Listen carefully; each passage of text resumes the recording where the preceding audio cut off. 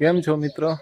જો ભાઈ, એક વસ્તુ મારે એ કહેવી હતી કે આજના સમયની અંદર જે નવા છોકરા બિઝનેસમાં ચડે છે એમ બધાને એક જ વસ્તુ જોઈ કે ભાઈ મેં બિઝનેસ કર્યો તો થોડોક ટાઈમમાં હાલતો થઈ જવો જોઈએ અને કાંઈ વાંધો ન આવવો જોઈએ.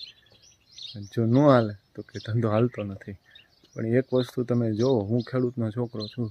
આજે ખેતરમાં આટો મારીને આવ્યો, આમ બધે થઈને વટાણા બગડી ગયા, જીરું છે અને બીજો પાક એક છે એ પણ બગડી ગયો. તો ખેડૂત શું કહે, મારા પપ્પાએ શું કીધું, કાંઈ વાંધો નહીં, આવતી વખતે પાછું થાય. એમ કોઈ પણ વસ્તુને સમય આપવો પડે અને છતાંય બગડી જાય તો નવું વિચારવાનું, નિરાશ નહીં થવાનું.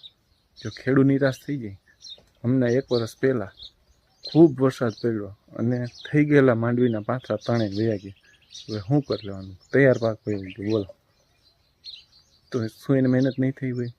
ઘણી વખત મેં જોયું છે કે ડુંગળીના પાકની અંદર વેચવા જઈને તો ટેમ્પાને ભાડાના ન થાય, એ દેવા પડે. આમાં કેટલી નિરાશ આવતી છે, તમે વિચાર કરો. તો કોઈ પણ વસ્તુને સમય લાગે તો એ સમય આપણે એને દેવો પડે.